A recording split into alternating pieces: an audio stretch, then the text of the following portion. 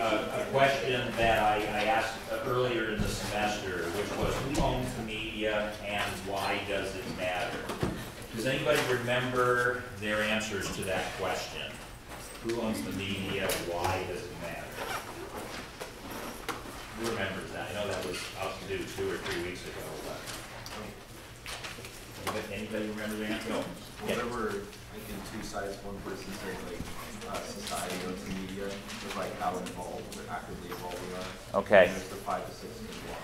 So what he's saying is, one answer was that society on one level owns the media, but there's also the issue of conglomerates and the fact that a majority of the world's media is owned by 5 or 6 conglomerates. So that is certainly an important answer. So it does seem that a strong argument can be made that we cannot truly understand the media industry unless we understand the forces that shape it. Now, how many times have you heard, and if you pay attention to election news, you've heard this a lot lately, how many times have you heard somebody blaming the media for society's problems, or one problem or another? It's the media's fault. How many times do you hear that refrain? It's the media's fault. Quite a bit, and like I say, I've been hearing it particularly a lot the last several weeks on the campaign trail. And so it's our alarm system for people coming in late. All right. So, what's wrong with that perspective? It's the media's fault. Does it seem simplistic to you at all? And if so, why? Or do you agree with that? That a lot of the ills we have in society right now are the media's fault? How do you feel about that? Yeah. I think it's easy to blame it on the media, but in reality, we're kind of what controls what we want to see, because they kind of put on what they want us to see and what they feel we want to see. So it's kind of ourselves doing it. Okay. I saw a hand over here. Did you have anything to add? Yeah.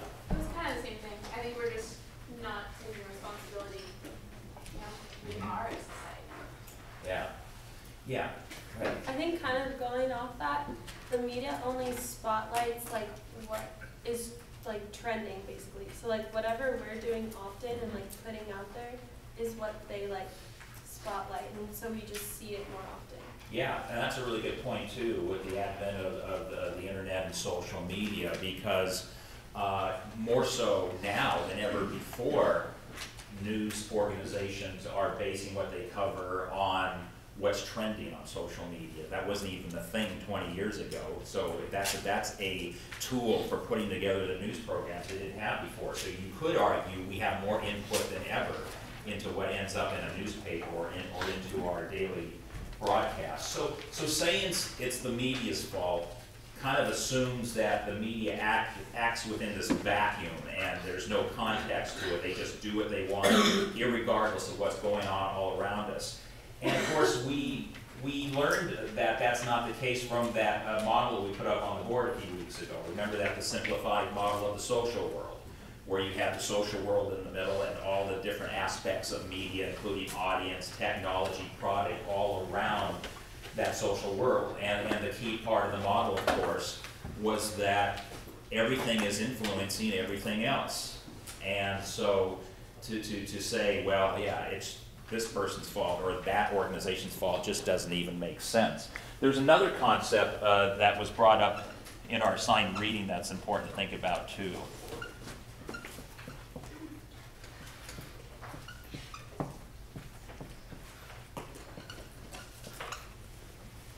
Structure versus agency. This is a term that gets used in a lot of disciplines on the university campus, but we're looking at it particularly in terms of the media prism today. Does anybody remember from reading the assigned chapters or from other instances what structure versus agency is referring about? Yeah.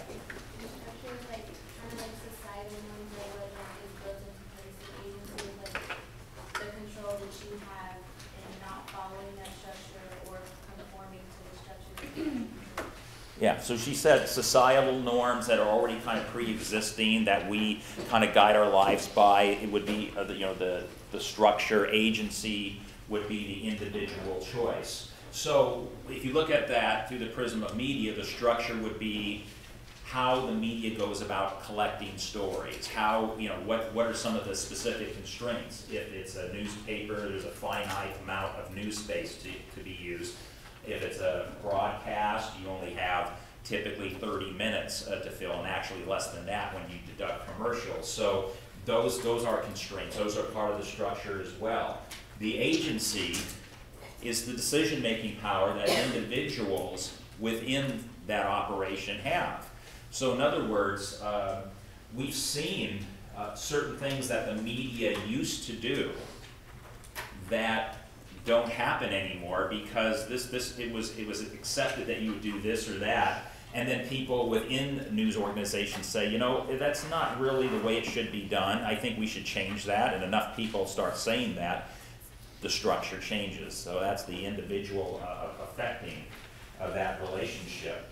And if you look at it from, you know, a sociological perspective, you know, the actions of the individual within the structure, and as well those who receive the product, they have a strong ability to change things. You know, an example I would use is from 9/11.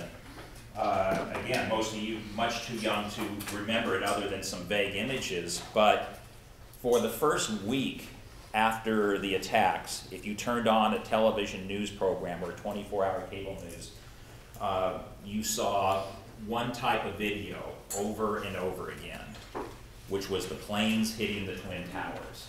That video got repeated time and time again. And granted, it was very compelling video, but it also, I think, started creating a sense of a post-traumatic stress, you know, in terms of viewers watching this over and over again. And after about a week or so, not as an organized thing, but just people acting on their own, started calling their local stations, started calling networks, started sending emails, started doing all kinds of communication saying, I don't want to see this anymore. Enough's enough. We get it. The planes hit the building. It's really upsetting to keep showing this all the time. You know, I have small kids. I'm sensitive to it. These are the kind of things that would come into news organizations, including the one I work for. We've got the same kind of calls. What was very interesting was within a day or so of this phenomenon, suddenly nobody was showing the planes hitting the buildings anymore. This was viewers and readers reacting to what they were seeing and saying, we don't want to see this. And people listened. That's something that I think is missed in the overall picture when we talk about media, is that media is very tuned in, news media in particular, to what you like and what you don't like. And so when people complain, well, they're covering things I don't think are important, there's nothing I can do about it, that's not really true. If enough people get mad about something, things will change. I definitely guarantee that. Now in the assigned reading also, the author introduced a term used by sociologists studying media. It's called the production perspective.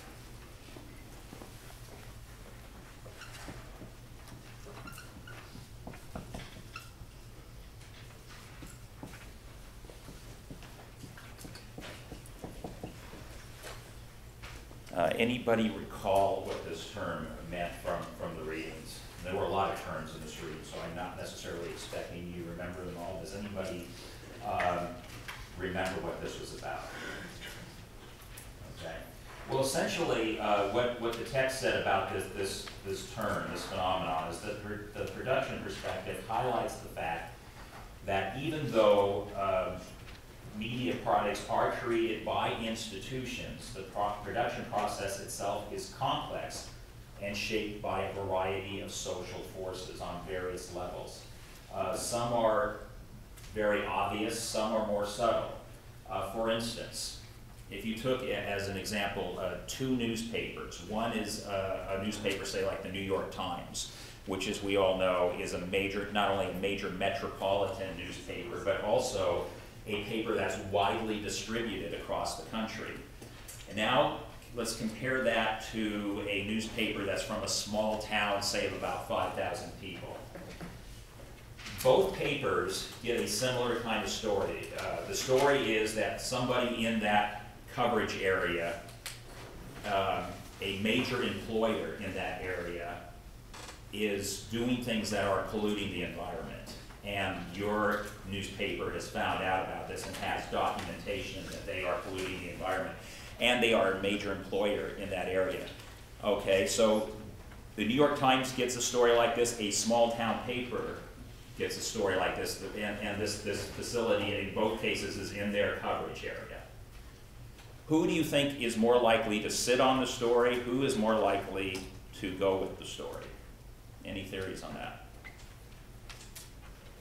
Are they both going to do the story or both not do the story because they're journalists and they have certain rules they follow? Or could other things influence their decisions whether to do the story?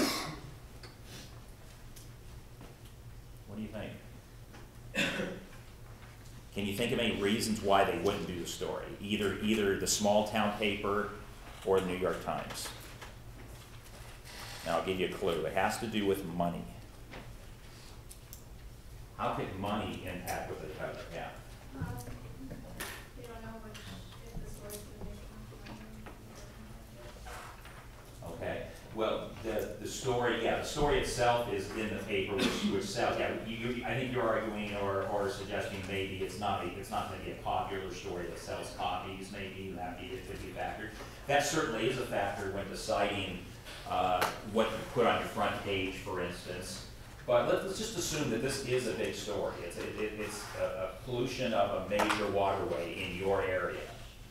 Would a New York Times or the small town paper that's in that coverage area be more likely to cover it? And they both might cover it. But I'm just trying to get at what some of the pressures they might feel in putting together their story. Yeah. I think the small town might write it just because like their audience is like more targeted towards people in that area, so like it'll affect those people more than the New York Times. Like somebody like from a different area could read that and be like, oh, that sucks, but like what am I gonna do about it? Now you're right on one level in that absolutely the small town paper, this is a major employer in their area and it affects the lives of people, and for those reasons it is a news story and it should be covered. But is there anything that might stop them from covering it? Did I see a hand back there? If it's a large employer in the area, wouldn't that face the possibility that if you expose something or going wrong within the company, it could lead to mass layoffs in the area and detrimentally hurt the small town community, whereas the New York Times won't be affected by money if they publish. Yeah, and this is the economics of media. This is a really important thing to consider when we talk about the production perspective, when we talk about why decisions are made. If you are a small town editor-in-chief, and how many of you are from small towns, just out of curiosity? Okay, safe to say that, and I grew up in a small town as well, it's safe to say that most people know everybody else in that town. In fact, one of the reasons we used to read our paper in my small town was we wanted to see which of our friends got arrested that week in the police blotter, right? You know, because you know everybody. You know everybody in town. So it's not like a big city where they have that kind of information. Chances are you don't know who they're talking about. If somebody's arrested, chances are you know them if you're in a small town. Well, likewise, if you're in a small town, and this as the answer that was given, this is a major employer, your story could potentially put that employer out of business, which does a couple of things. First of all, it puts a lot of people out of work, people who support your newspaper, and it's not just a matter of whether they can afford to buy your newspaper or not. How would you feel if your hometown newspaper cost you your job? Would you be a big supporter, like, yeah, you did the right thing, thanks for saving the environment? You might be a little upset because now you don't have a job anymore.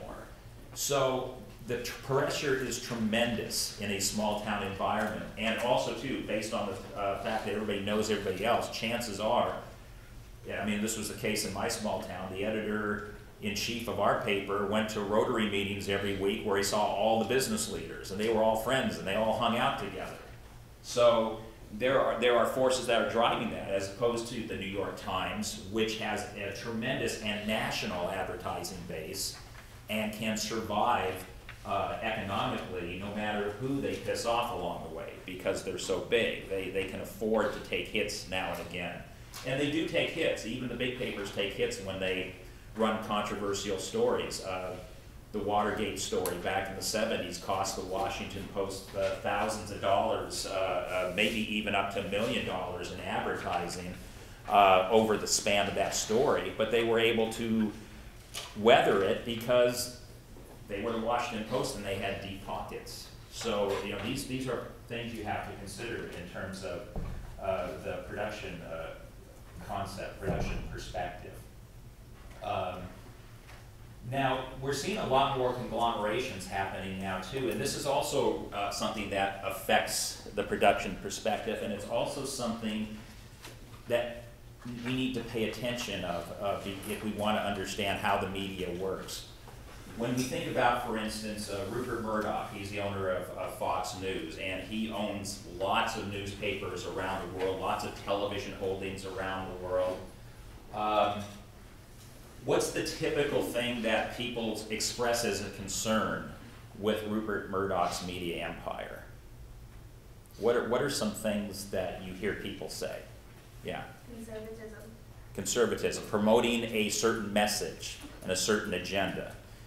Certainly that's true on quite a few of his holdings. For instance, Fox News is the most obvious example. But Rupert Murdoch also owns now the Wall Street Journal, which pretty much is still doing business the same way they did before. Rupert Murdoch also owns Fox Entertainment, which if any of you watch Fox Entertainment shows like Family Guy or the various other programs they have on there, those shows don't exactly promote conservative values, do they? So I sometimes argue with people that although Rupert Murdoch certainly has a conservative perspective, I think his big loyalty is to making money. So you see the kind of programming on Fox Entertainment that might be criticized on Fox News for pushing boundaries or whatever. It's just the dynamics of his business empire. So another thing, though, that people often overlook in terms of media conglomerates, they tend to think of, yeah, less voices, and those voices might promote a certain ideology, a certain point of view that other people don't get to have expressed. But another issue is that when you look at conglomerates, you're talking about multiple different types of companies and holdings. And you're also, when you talk about conglomerates, you're talking about what typically? You're talking about shareholders as opposed to a privately held business. And this is an important thing to think about. I've referenced this in class before. It kind of bears repeating here. When I moved to this area, meaning Sonoma County, 32 years ago, virtually, if not all media in this area was independently owned, meaning all the radio stations were owned either by an individual or family. The television stations were owned by individuals or families, and the Press Democrat was owned by a family. So all independently owned and owned by people who lived in the area. Do you think that has any advantages to have ownership that lives in the area that the media product is being produced, and if so, why? Why is that significant? That something is family owned, it's owned by a family that lives here, or does it matter? Yeah.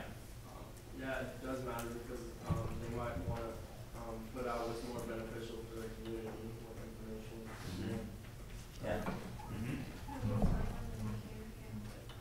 What was I? Did you speak a little louder? Yeah, that would be a downside sometimes. You can't have an owner who says, oh, you know, my buddy's opening up a new car dealership. Could you do a story on that? And that's a little awkward conversation to have. And those are conversations that management in my former job would have from time to time, where they have to tell a person who signs a paycheck, oh, we really can't do that because it's not a news story. But more often than not, it was kind of an advantage because the individual owners typically were, as the first answer noted, part of the community. It's their community too. And what they're putting out is recognized as an important public service, news and information. And so the owners, even though they want to make money like everybody else, also understood that news and information was a service they were providing to their community, and they tend, on the whole, to take that seriously. Now move it into a corporate environment. Okay, what changes? Well, first of all, a lot of media conglomerates and media corporations have shareholders who go to shareholder meetings and talk about how well the corporation as a whole is doing. They don't care what's going on in Rohnert Park or Santa Rosa or San Francisco. They just care what is the bottom line, because they're invested in this company and they want to make money.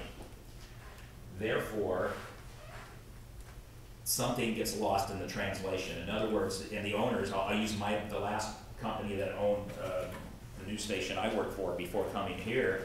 They were based out of San Antonio, Texas. Now, the people who owned that company were conservative. They were very good friends with the Bush family. But never once did they ever say, we want you to cover things from a certain perspective. In fact, they didn't even visit our station until they'd owned us for about 2 years. Okay, we were just part of their portfolio.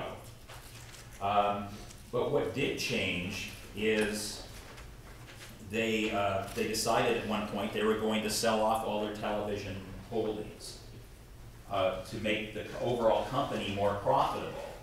And to make those television stations more profitable, they decided to eliminate news programming at several of them, including the one I work for. Now, let's think about that for a second. Did they do it because they felt it wasn't important? No. Did they do it because it wasn't making money? Well, in most cases, that wasn't the reason either, because most news programs will make money. Quite a few, at least they did back then. I can't speak to now because I'm not in the business anymore, but they were making money. All of their stations were making money in news, but not a lot of money, because if you know anything about television news, it's an expensive product to produce. You've got to have equipment, you've got to hire the people to go out and get the stories, you've got to build a studio, which is a very expensive proposition to broadcast from. There's a lot of money being spent on it. So at the end of the day, even though news programming on local stations tends to be the thing that drives advertising, in the end, if you're successful, you'll make a small profit. What they decided was if they're going to sell their television stations, well, we get rid of news and put syndicated programming in instead, we increase our profit margin. So this was a decision that was made without any consideration to public service. And there was no sense of connection to any of the communities where they did this to. So this is the more dangerous aspect, in my opinion, of conglomerates, is that everything is money-driven and not driven by a sense of public service. So it's a very important thing to think about. And this kind of leads to another couple of terms that I want to discuss right now. One was vertical integration, and one's called horizontal integration.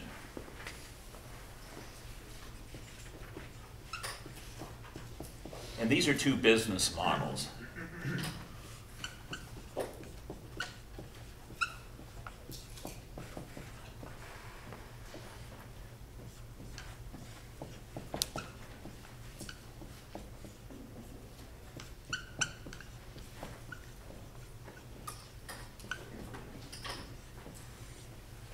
All right, does anybody recall from the readings what these two business models, and actually these business models come up in business classes as well too, so if you've ever taken a business class, you might be familiar with them from them as well. What is we be talking about here? Anybody know? Not seeing any hands, let's break down the terms then. Vertical and horizontal. What's those two words mean? What are we talking about if we say vertical? Yeah. Up and down. That's correct. That's the right answer. Yeah. Horizontal. Across, right? So what we're talking about is business models that, and we're going to look at this again through the prism of mass media, but business models that are used, and particularly how they've been used in mass media. Yeah, go ahead. Isn't vertical integration when you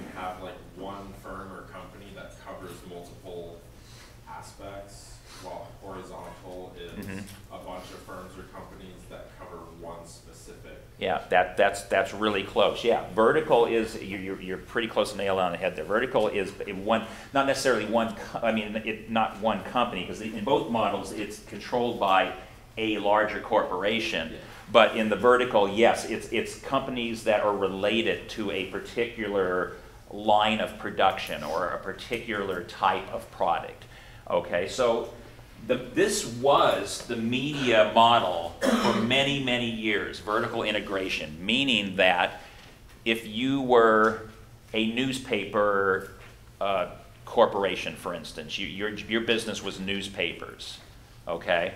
So that's your number one thing. What else, what other kind of companies might you purchase that would support or be related to this main business if you were following a vertical integration model? What other kind of companies might be related to the production of newspapers and the sale of newspapers? Can you think of any things that might work with that in a vertical integration model? Kind of, again, a similar field of media. Magazines? Magazines, absolutely, yeah.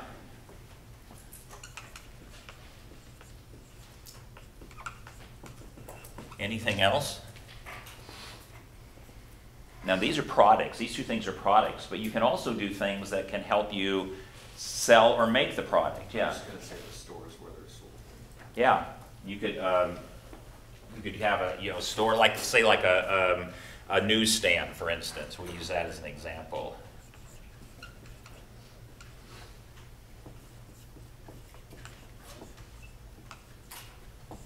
You could even go with bookstores as well. Okay, places you can sell your product. What else? You know, like paper mill? Paper, yeah, paper or newsprint, right? If you have a paper company, then now you've reduced the cost of providing your service in terms of you already have the company. You don't have to buy it from a separate company. So a paper or newsprint company. What else? What do we use to print things? What is actually on the paper? Ink, yeah. Ink would work. How about, an ink company? How about like a printing press or printing presses, So that's another thing.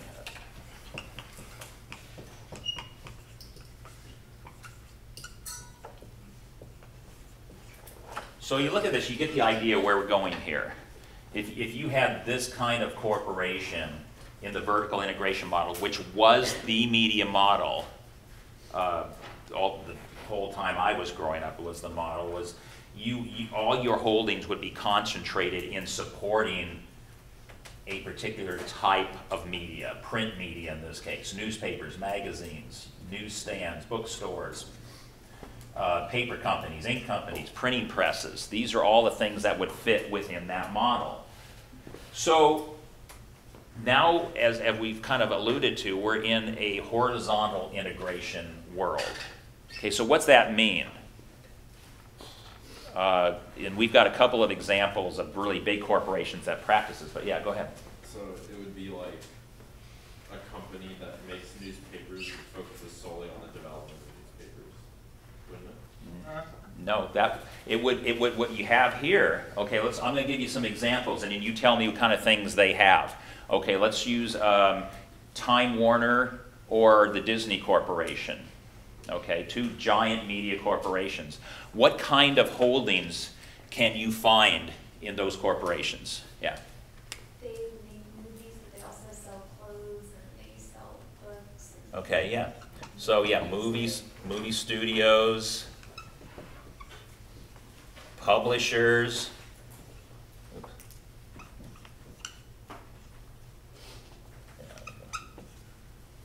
Publishers. What else did you say? Yeah, Disney's case, yeah, clothing lines, that's true. And toys. They own the world, don't they? Yeah, let's see, what else? Music. Music, yeah.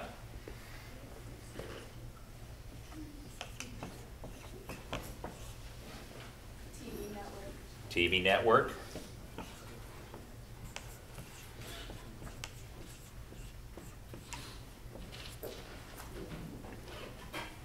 Yeah, and specifically, these are all things that you can definitely find in both Time Warner and Disney.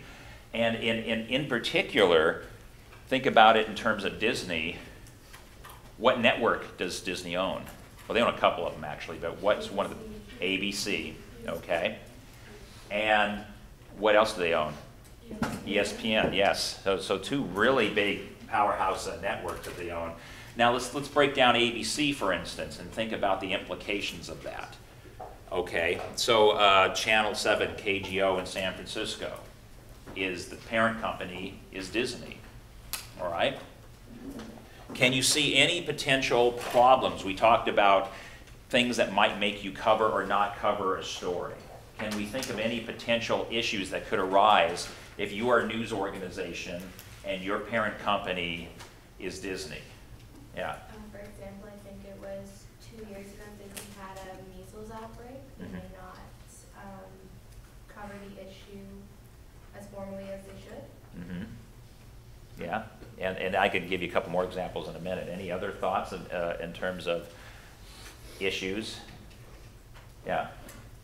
You're not going to cover stuff that would hurt your parent company. You might think about it, wouldn't you? And the example I was going to give was from several years back. I think this story happened around the time most of you were born, and it was about ABC News was covering or had come up with information on a story about the fact that lax hiring practices at Disney theme parks was leading to convicted pedophiles, people who are registered sex offenders, being hired in Disney parks. Okay, don't know what jobs they had, but kind of makes you think twice about whether you want to hug the giant Mickey or not. Who is this? Who's this person, right? Or how are they screening people coming into the park? Well, would you want to know that story? Would you think that was an interesting story to find out about? Well, ABC decided, specifically the president of ABC News decided to kill it, feeling that, and the argument was, it wasn't developed enough, so we're not going to go with this story.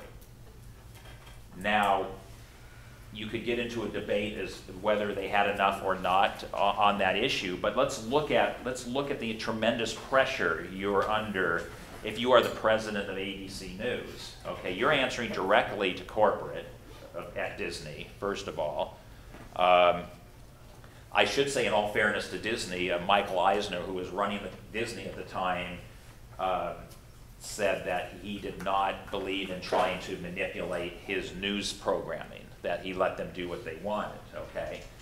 But just think about the implications, though. If you are the head of ABC News, how much money do you think you're making, for instance? Millions. You're making millions every year, all right? How would you feel? Put yourself in that person's position, because I don't want to just pick on them. I want you to maybe feel a little empathy for them here. If you are the person making millions of dollars as the head of ABC News and you've got a story that makes your parent company look really bad, what thought process are you going to go through? What things are you going to be thinking about in your own head in making that decision? Could I take a pay cut or ultimately get fired? Yeah, could I lose my job? Is a big one. And by the way, this is a really good paying job that I'd be losing, not a minimum wage job. Okay? Anything else? Yeah, it would be a pretty weighty decision for anybody, wouldn't it? Pretty weighty decisions. Now, we all like to think that if we're in that position, we would make the ethically sound decision based on our profession. But do you think that always happens? What's your perception? What's your belief? Does that always happen? Do news managers always make the decisions that are best for society? Yeah, I see a lot of people shaking their heads no. Why do you think that? Besides the examples we just talked about, what leads you to have that perception that the best decisions aren't always made? Just using your own eyes and ears, what do you see as media consumers? Yeah. Well, even with like the Boston Globe reports of the church's sex scandal stuff, the Boston Globe board was trying to kill the project with Spotlight. The Spotlight wasn't too far. Yeah, this is a really great example, actually. How many of you have seen the movie Spotlight? Okay. A really good movie to watch if you want to understand about the journalistic process and the fact that, like we talked about at the beginning of class, the media does not act in a vacuum. They are part of the world they live in, and that can influence them. And in the case of Spotlight, which is about an epidemic of priests sexually molesting children and then getting reassigned as opposed to being held accountable, this was happening in the very Catholic city of Boston, where a lot of the publishers of the Boston Globe interacted regularly, not only interacted regularly with church leaders, the bishop of that community, but also several of them were raised Catholic themselves. So there's a lot of societal pressure going on there in terms of trying to make the right decision. And one of the key, I hesitate to say this because it's a little bit of a plot spoiler, but I'm going to do it anyway. One of the key turning points or realizations late in the movie is that part of the guy who's heading up the investigative team realizes at a certain point, as they're about ready to blow the lid off this story, that they had this story years earlier, and it just got brushed away. And he was an editor of the department that brushed it away, and he realizes, oh my God, you know, before we pat ourselves on the back too much for nailing the story, let's realize that we could have had the story years ago and maybe there would be a lot less victims now because we could have done this earlier. So it was really a wake-up call to them about how social forces influence their own perspective on things. So yeah, so you can't say that money doesn't matter in this whole process. You can't say that there's no way that even if I was making millions of dollars or that I'm interacting with this person or that person, that it wouldn't influence my decision when I'm trying to make an ethical decision about whether or not to cover a story. Now, I will say, interestingly enough, you know, I do watch these things. For instance, the recent tragedy at Disney World with the young toddler who got pulled underwater by the alligator. I specifically turned on Channel 7 to see how they were covering it, and I think they did a respectable job covering that story and not reducing it to a 30-second reader or a voiceover, because I think there was a recognition that this is a big story that you have to do.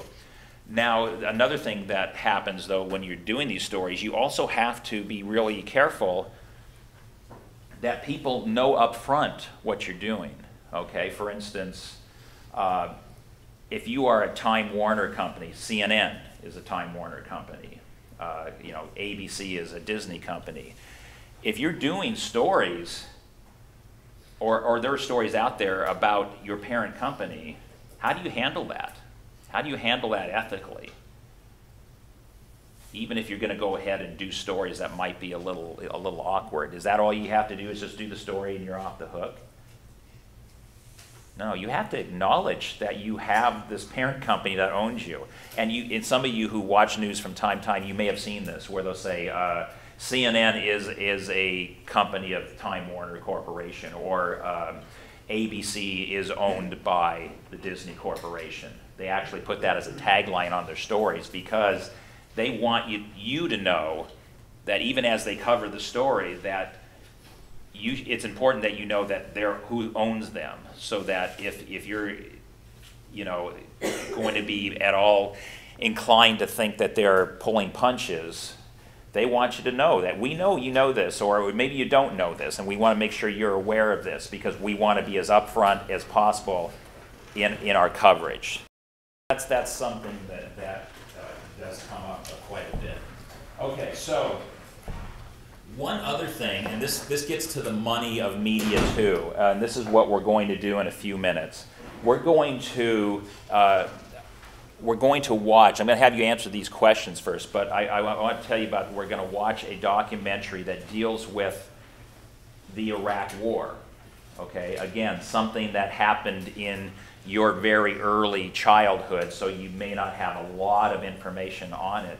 But what this documentary examines, not so much the policies that got us there, but it examines the role corporate media played in selling this to the American public and then using it as kind of a ratings grabber as the invasion took place. So you'll see this whole thing played out on a much larger scale in a few minutes when we watch this documentary. And then again, it will re-emphasize the point that we're making here, that money matters when it comes to news coverage, and it comes down to decisions we make as the public and government officials who supposedly work for us make. So right now what I want you to do, though, is answer a couple of these questions real quickly. Jot these down on a piece of paper. How do media conglomerates, and we've talked about this a little bit already, how do media conglomerates impact the news we receive, and then moving into entertainment, because we've been talking about entertainment recently, the music we listen to, and the movies we watch. So think of some reasons or some ways that media conglomerates can impact these three things: news we receive, music we listen to, movies we watch. And then the second question, and this is the one that we'll be talking about in more detail in the weeks ahead. Should the government impose stronger regulations to discourage growth of conglomerations? Okay, corporate media. Should government be imposing stronger regulations to discourage the growth of this? Or do you believe it's a free enterprise system and they should be left alone and just whatever happens, happens? So jot down your thoughts on those two questions, and then I'll have you discuss it quickly in smaller groups and then in the larger class. All right. First question: how do media conglomerates impact the news you receive, the music we listen to, the movies we watch? What were some examples you came up with in your answers for that first question? How do media conglomerates, or do you think, maybe you don't think it does influence it, but I'm just curious, how do you think media conglomerates can impact those three things? And you can pick any of those three things. Who wants to start? I know you have answers because I just heard you talking about them, so don't be shy. Yeah. I said like a lot of the news we receive are like dramatic stories, ones that are like something we'll be drawn into, like. Mm-hmm. Yeah, getting back to our example about corporations and shareholders and making profits, this puts more pressure on news providers to provide more dramatic content that will drive ratings and drive up profits and make shareholders happy. Yeah, what else? I know that typically like news isn't too positive, and there's just like a lot of negative stories to where there was even a channel made of just positive news on TV. So I feel like that plays into it as well. Let's talk about negative stories versus positive, and yeah, to your point about a positive news channel, I'd be very surprised if their ratings are very good either, right? Yeah, because the negatives, the bad things that happen tend to be more dramatic, and again, driving up things. So in terms of ratings and profits, what else? And again, we got movies and music up there as well. Yeah.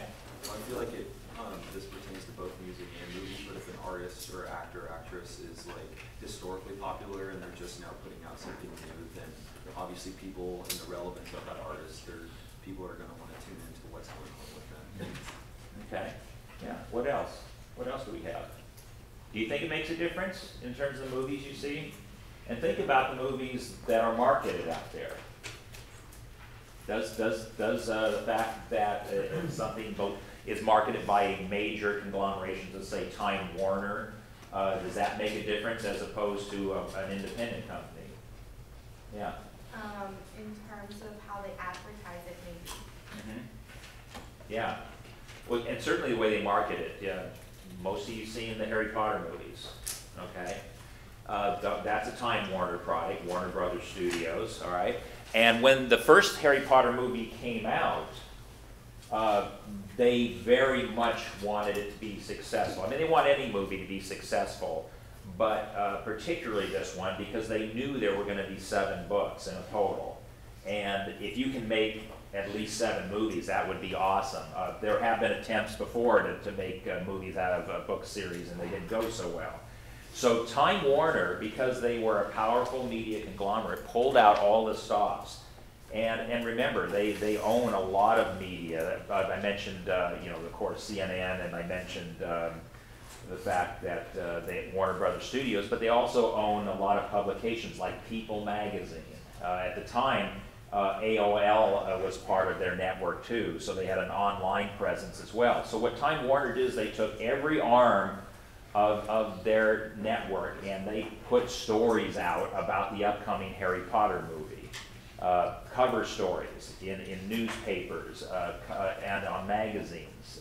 Television holdings they had with CNN, they would give them access to interviews with the cast of the new Harry Potter movie because they are all owned by the same companies. So it was a media marketing blitz unheard of before, all designed to juice the chances of that first movie being successful and therefore creating a market for movies 2 through 8 that would soon follow in the years ahead. So that's the power of a media conglomeration. Now think about, do any of you like independent films? I don't know if you do or not. Yeah. Okay, what can you tell me about the marketing ability of independent movies in relative comparison to, say, a media conglomerate? It's rather low. Yeah. Independent films really need the support of viewers to spread the word about the film. Otherwise, they won't receive the same amount of power. Yeah. I just had this driven home myself. I knew this already, but it was a good reminder. I was watching a documentary at a theater nearby my house this past week. And as I'm waiting for the feature to start, I'm watching all these previews for all these independent films. And they look great. I mean, I'm watching one preview after another, and I'm going, that looks like a great movie. I've never even heard about this movie until now. And there's a reason I haven't heard about it, because they don't have the same advertising budget. But just going to a theater, I was suddenly turned on to a bunch of new movie possibilities that I might want to see in the weeks and months ahead, because I put myself in an environment to be exposed to it. But yeah, so conglomerates are going to drive the direction that you go in terms of movies. And that's not to say that there's anything wrong with seeing the Harry Potter movies. I enjoyed the Harry Potter movies, watched those, all of them, as my kids grew up. And they were all well done, but you're also missing a lot of things in terms of audience media choices, because they're not getting the same play because they don't have that kind of power behind them. Same thing with music as well. Artists that get pushed. If you get signed with somebody who's part of a conglomerate, then your product's going to get pushed a lot harder than if you're an up-and-coming artist. Now, technology, we talk about the internet, has leveled the playing field a little bit, because you can now market yourself online. And I have a nephew who does that, and he's actually done quite well with it, and not making millions, but he's making a living, yeah. Tyler, the creator, his whole shtick is that he refuses to be signed, and that's kind of his big thing. So he refuses, he makes all his money through merch. Yeah, yeah, and my nephew who does this, he actually signs bands. He has an indie label and he signs bands, and one of the things he does is he gets a percentage of their merchandising into, even if they end up signing with a big label later on, he maintains that piece. So if he ever hits the jackpot, he's going to be doing very well. But yeah, merchandising, very important in all this. And so yeah, the internet has provided ways for around the media conglomerate problem in terms of trying to get your product out there. You now have different ways of doing that. Okay, let's go to number 2 real quick. Should the government impose stronger regulations to discourage growth of conglomerations? What do you think about that? Yeah. The FCC is the one that covers the conglomeration of Yeah. media, right? Okay, so I know that one of their sole jobs is to increase competition, but I don't think they're doing a very good job. Yeah, I just say the evidence would kind of indicate not so well. Yeah. Because we have Disney and Time Warner and Murdoch, and they're buying out all these big companies like Nat Geo and the one you said that I forgot. Starts with W. They're not doing a good job of allowing for smaller companies, smaller news companies to make a bigger impact. Yeah. Yeah, I mean, yeah, if you look at the evidence and some of the discussions we've had today, there is not a lot of evidence that there's great structures in place to limit the formation of conglomerations. And so you're thinking there should be stronger. And we will talk more about the FCC in detail down the road, but you think there should be stronger then, ultimately. How about somebody else? What do you think? Should they have stronger regulations, or should we just let free enterprise play out? And should free enterprise, is it different when you're talking about media as opposed to other companies? Yeah, go ahead. I think ultimately with free enterprise, it'll somehow become equal, just like a laws of nature type thing. But I think if the government were to put strong regulations up, I just don't think it would do very much. You know. So I think just kind of let the whole thing play out and see. I mean, ultimately, the people will decide in the end. I'm a big believer in that. So. Okay. Yeah. Any other responses? Yeah. And there's always a workaround for these bigger companies to even get around regulations that are in place. Like you can outsource your work to other places that don't have these laws that keep you from being like huge companies. And when it comes to stuff like music and movies and stuff that are more of an international sensation, it's hard to limit companies, especially if they purchase international companies. Yeah. Because then you can just say that you relocated your main establishment to another country, and then you're no longer under restrictions imposed by the United States. And that's a key issue too, is that a lot of these conglomerations that we've been talking about are international. Murdoch did not start in the United States with Fox. He started overseas, first in Australia, then Great Britain. So his holdings are international. All these companies have international holdings. Disney, Time Warner, they all do. So yeah, as you mentioned, ways to work around current regulations. It seems like they've been able to do this successfully. And then there is also a question, which we'll explore on another day, which is why does some media have any regulation at all, where, for instance, print media, other than libel laws, those kind of things, does not have regulations attached to it. What's that all about? And we'll explore that question a little more deeply too down the road. So I'm going to end the discussion on these questions right now. Give you like a 3 to 4 minute break if you want to stretch your legs, use the restroom, and then we're going to watch a part of a documentary on how the media was kind of complicit, so to speak, in terms of the Iraq War situation. And it's kind of an interesting look at the media's role in that whole still hotly debated topic. So we'll start that at about approximately 5 or 6 after 2. So quickly stretch your legs, use the restroom.